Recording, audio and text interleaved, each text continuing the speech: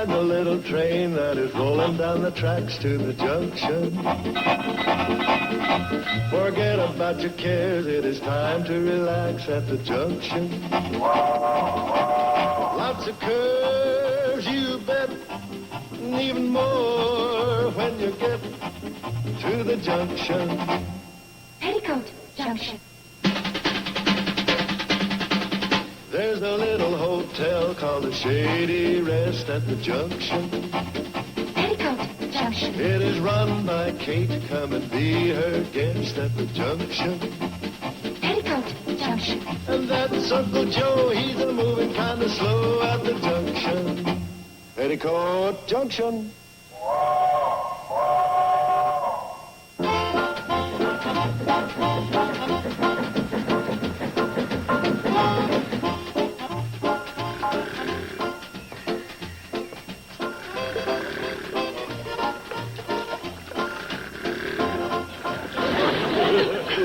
Do it. It's too nice a day. Hi, Steve. Hi, Mrs. Bradley.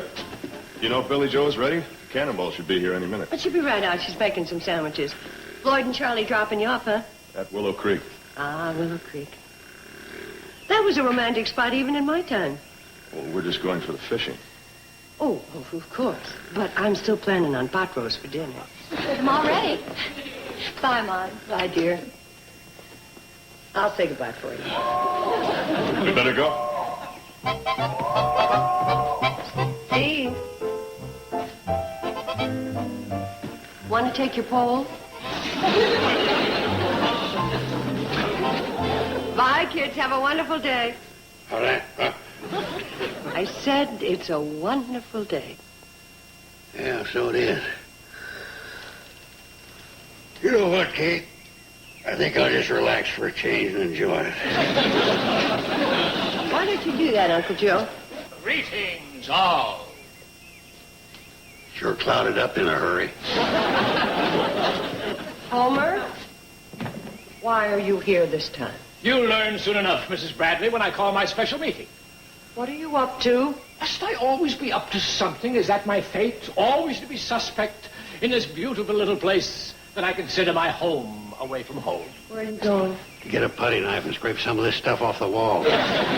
Homer, this is too nice a day to have anything but warmth and compassion for your fellow man. So what are you up to? To think that I came here, among other things, to share a personal triumph.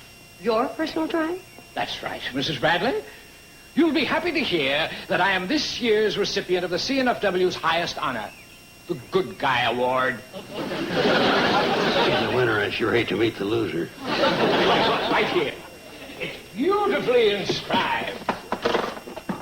Naturally, it commends me for all those things we at the CNFW find so dear. Sportsmanship, fellowship, congeniality, serenity, all those things, Mrs. Bradley. Where is that thing? Confound that secretary of all the stupid, idiotic, lame-brained, knuckle-headed. She didn't put it in. Drat it all.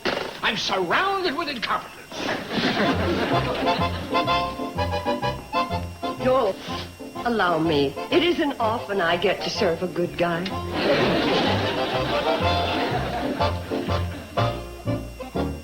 And this meeting will now come to order. Oh, come in, come in. Sit down, sit down. Make yourselves at home. This is our home. That's a figure of speech, Mrs. Bradley, figure of speech. Ladies and gentlemen, the CNFW Railroad has decided to take a major step in assuring you people of this beautiful little valley of the best possible rail service, and has therefore vested in me the authority of selecting a general manager in charge of the Cannonball. That's great. I have therefore convened this meeting in order to make an official announcement. Will Mr. Charles Pratt please stand? Well, Mr. Bedlow, I appreciate the offer very much, but Floyd and I have always worked side by side, and, well, I just couldn't consider the offer unless he was made co-manager. Thank you, Charlie. And as co-manager of the Cannonball, I promise... Hold it! I haven't appointed either one of you manager. Boy, I never got fired from a job so fast in all my life. I was merely trying to point out to you that as operators of the Cannonball, I'm sure the manager will have your full support. Now then, In going over my possible list of candidates, I said to myself, what this job needs is young blood, a man with youthful ideas. Oh, Steve. Mr. Bedloe, I object. Will you please sit down? The reason you're selecting Steve is because you're trying to break up the Carson Elliott enterprises. And I ain't going to stand for it. Mr. Carson. I got news for you, Bedloe. This young boy wouldn't leave the Carson Elliott enterprises no matter what you offered him. Mr. Carson. Go ahead, offer him a bigger salary. Give him stocks and bonds. You'll see nothing will sway this young man's loyalty. Carson Elliott enterprises are going to last forever. Are you through, Mr. Carson? Yeah, I'm through. All right. I therefore announce that the new general manager in charge of the cannonball operations is Mr. Joe Carson.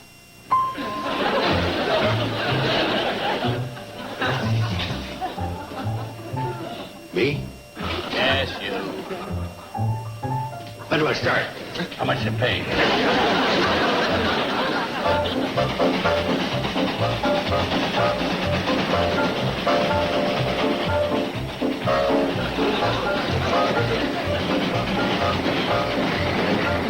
So the new general manager's economizing, huh? Boy, oh boy, oh boy, oh boy. That bad, huh? You know what he said? He says, boys, you can do better than burning 72 pieces of cardwood between Pixley and Hooterville. I'd like to see you cut it down to 58. And do you know how he wanted us to cut it down? By coasting. Both ways. Kate, it don't take no Einstein to figure out that when you're making a round trip, one way is downhill, the other's got to be up. I figured that out right off. Oh, there you are, men. You got 3 minutes to get back on the cannonball and get up Steve. But just a minute, they haven't even finished their coffee and donuts yet. I'm cutting out coffee breaks. Coffee breaks are the ruination of the management class. Mr. Bedloe, may we speak to you, please? Certainly, certainly. Uncle Joe, what's got into you? Just trying to do a good job as general manager. Seems to me you're doing a better job of alienating two friends. Now, save your breath, men. I won't listen to one more word against my general manager. Whatever he says goes. I'll back him up all the way. We stand together. Right, J.C.? Yeah, right, H.B. Oh, boy, oh, boy, oh, boy. Hey, that's just what I was saying. Come on, FS. Right with you, CP. Bye from KB.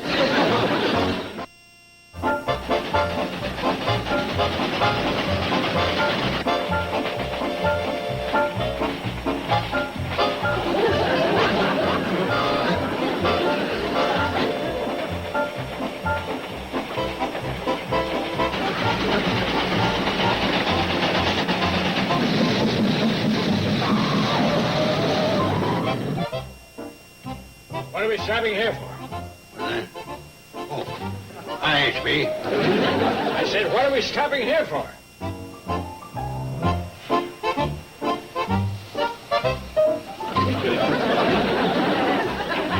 Right in the middle of a bridge. Oh, that's Willow Creek. Boys are probably fishing. Fishing? Yeah, they catch a nice mess of trout. Charley fillets them.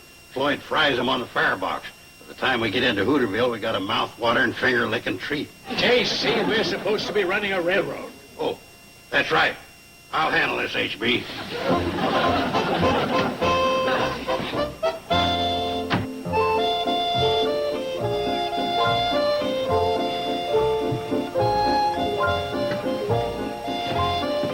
All right. What is this, a train or a fishing barge? Shh, I got a bite. Oh, sorry. Wait a minute. We also got a schedule to keep. Pull in your line. He can't. He's got a bite.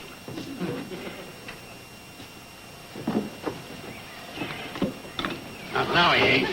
Joe Carson. I never saw the day. Look, I got a railroad to run. Now hit that throttle. All right, Floyd. Anyway, we got enough for you and me.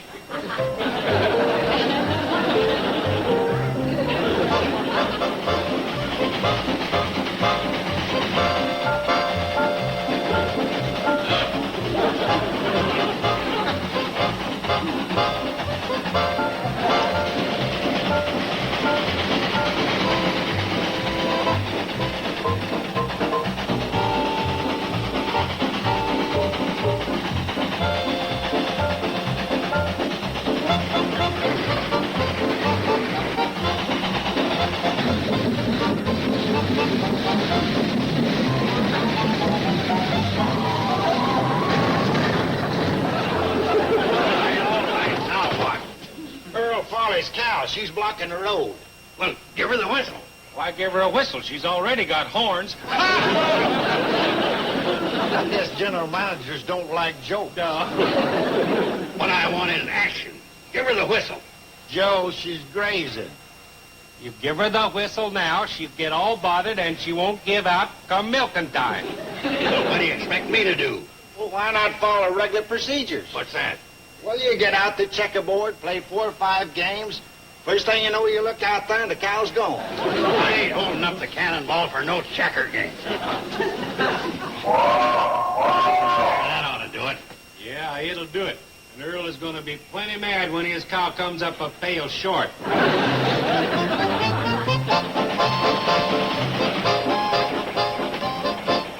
Everything all right, J.C.? Huh? Oh, sure, H.B. But I wonder if I'm doing right. You're doing splendidly. I don't know. I got Floyd and Charley mad at me. Earl Farley's going to be mad when he finds out what I've done. Kate ain't exactly pleased. Now, you listen to me, J.C. There's one thing that presidents, kings, and strongmen everywhere have learned. What's that? Eminence is lonely. Eminence is lonely. Well, it sure looks like I'm going to be eminent.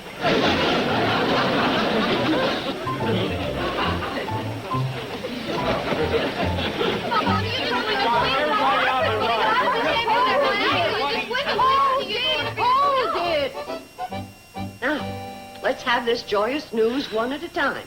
Ladies first. Well, you know how Charley and Floyd always hold the cannonball till the school kids get on? Mm-hmm. Well, Uncle Joe said he had a schedule to keep, and he made Charley and Floyd leave Hooterville before all the kids got there. Huh. The general manager's done it again. It's getting so that everybody in the valley is down on Uncle Joe. Well, Charlie, Floyd, what's your complaint? We don't have any. You mean you don't have any quarrel with the way Uncle Joe's running the cannonball? That's right. How come? We quit. You two quit? Then who's going to run the train? Yes. Don't tell me. Well, Uncle Joe doesn't know how to operate the cannonball. He not only doesn't know, he's out there proving it. You ought to see him. He's down there trying to back the cannonball up to the water tower to take on water.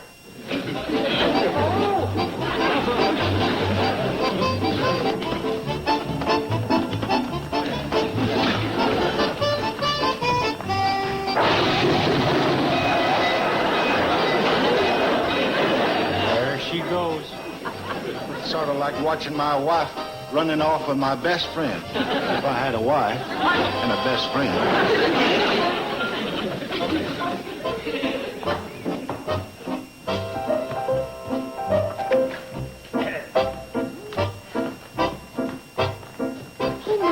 How did you get here? I thought you was on the train. Oh, come now, me ride with that maniac at the throttle. Besides, I have to be on hand to greet our president, Mr. Curtis, when he comes here on his inspection tour. You mean the cannonball's going to be inspected by the president of the road? Oh, boy. Oh, no. So now the last piece has finally fallen into place. You know, Homer Bedlow, you have no shame. Oh, I have a little, but fortunately I'm able to rise above it. Now, excuse me, I have to go up and freshen up for our president's visit. Bum, bum, ba, bum, ba, bum. Listen to him. He's so happy he's humming his theme song. Mom, what's going to happen to the cannonball? With everybody in the valley mad at it and Charley and Floyd not even running it, what'll Mr. Curtis do? Shut it down if Homer Bedlow gets his way, but not if we get ours. Now, boys, when Uncle Joe gets back from this return trip, I want you to rush down and take over the cannonball. We can't do that, Kate. We quit. Yeah, and while we was quitting, we was fired. By whom? By His Eminence J.C., the GM. It's the only way to save the cannonball. You gotta go down, take it over, run it into Hooterville, pick up Mr. Curtis, and act like nothing is wrong. I don't know about taking over. You know Joe. Oh, well, Uncle Joe may have his faults, but you can reason with him. And so, okay, manhandle him and take over the train.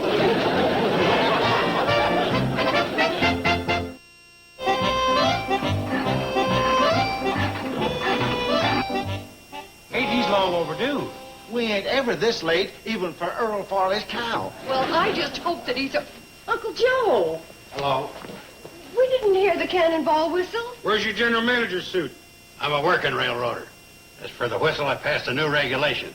No more blowing it. Waste steam. What happened? He's probably broke the pull string on my whistle. Yeah, a brand new shoelace I put on.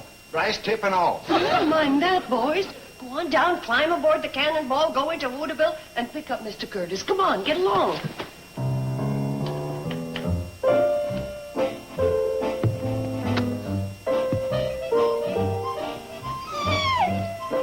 Oh, that ain't necessary. You don't need to come around and give me sympathy. I brought this whole thing on myself, acting the big shot general manager. Must have set a record for making enemies. Ain't got a friend left between Hooterville and Pixley. When I got through working on my two-legged friends, I started on my four-legged ones. You gotta be real ornery to get cows sore at you.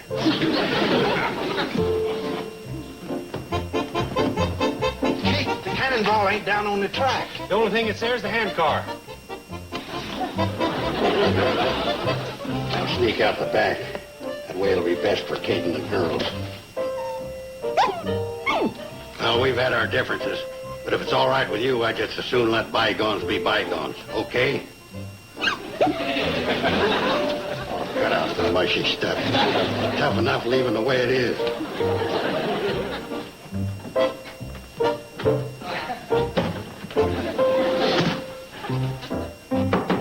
Come in. Uncle Joe, where's the Cannonball? The Cannonball? It's in the Pixley Depot. You mean at the Pixley Depot? No, in the Pixley Depot. I couldn't stop her at the end of the line.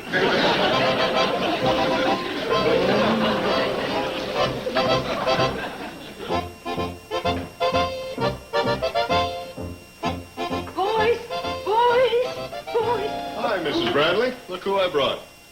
Oh, Mr. Curtis. Hello, Kate. Hello. I was waiting over at Hooterville with this fine young man here over to fly me over. Wasn't that accommodating of him? Oh, he's a dandy, all right. Where are the never mind. Oh, you know, you'd probably like to freshen up after your flight. Oh, there's no hurry.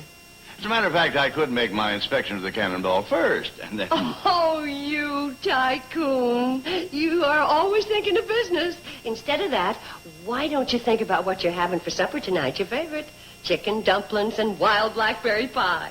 Oh, Mrs. Bradley, you have completely taken my mind off business. Well, let's keep it there. I mean, Steve, why don't you take Mr. Curtis up to number 4, hmm? Sure thing. This way, Mr. Curtis. I'll see you later. Tell Uncle Joe and the girls to get down here. All right, Charley. We ducked when we saw Mr. Curtis coming. Figured he was bound to ask questions if he saw us. And we didn't know the answers. What is the answers? Where's the Cannonball? Scoville Swamp? Bottom of Zippel's hog pond? Oh, but you're awful close. It's in the Pixley Depot. You mean at the depot? No, I don't. Now, boys, here's what I want you to do. I want you to get Newt Kiley's tractor and Ben Miller's bulldozer and see if you could possibly get the Cannonball back on the track. Kate, that ain't gonna be easy. Folks ain't gonna cooperate and help the Cannonball after what our friend the general manager's done. Yeah, it's getting so in this valley, you gotta stand in line to hate Uncle Joe. We have to forget all that if we're going to save the train. The Cannonball has to be here at the Shady Rest no later than 7 o'clock tomorrow morning. Okay? Mrs. Bradley, Uncle Joe is gone. All his clothes are missing. It's true, Mom. He vanished without a trace. But that's ridiculous. I just talked to him. I just saw him. Something just occurred to me.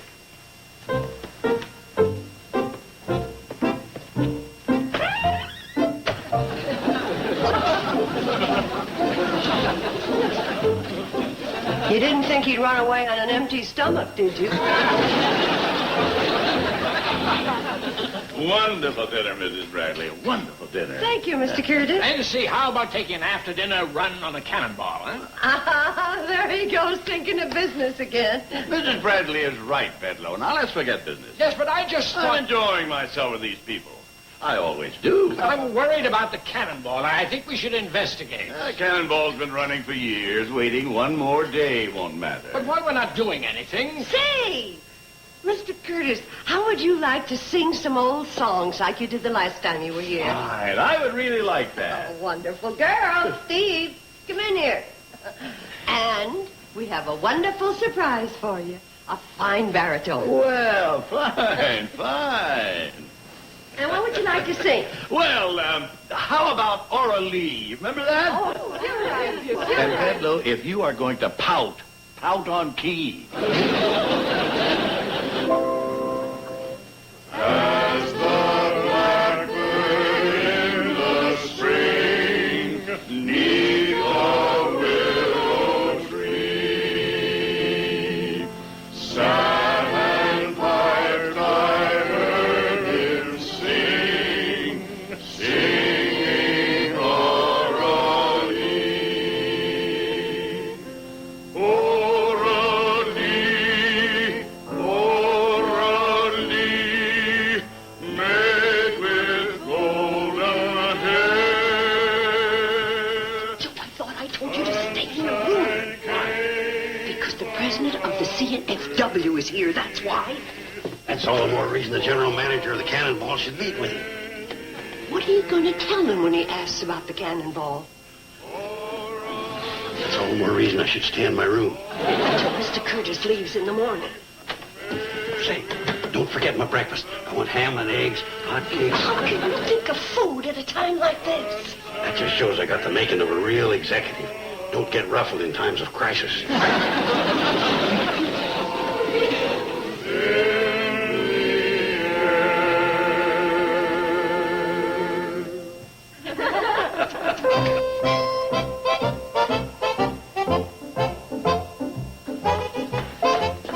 Any sign of the cannonball? Not a one.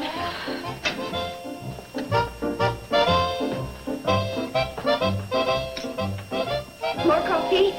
No thanks. No, we'd better be getting on our way. How about some more blueberry muffins? Well, I don't mind if I do. I can have them later on the train. Mr. Curtis, what if I'd have Steve fly you to Hooterville? Save you some time. Well, thank you, Kate. But I think I should take at least one trip on the Cannonball, if only for business reasons. You see, it makes my trip tax deductible. Oh, say, Mr. Curtis, remember the time you rode the handcar?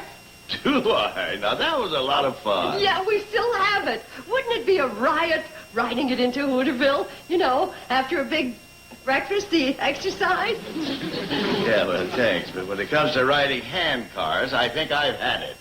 I think we've all had it. Mr. Curtis, there's something you should know. Pardon? I said there's something you should know, and I want to tell you. Well, there's the old Cannonball. Right on schedule. And what did you want to say? I was just going to say that the cannonball would be on schedule as usual. Right, Mr. Bedloe? Bedloe. It's all right. I'm used to him. You know, I could never understand how he could win the Good Guy Award.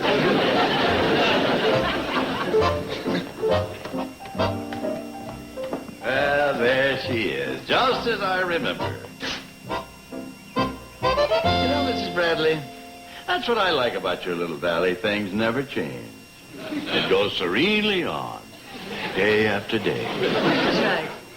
Serenely on, day after day. Goodbye, Kate. Goodbye, Mr. Curtis. Mrs. Bradley. Mr. Bedloe. As general manager, I got to go down and dispatch her. Dispatch what? Steve's plane. He's going on a crop dusting job.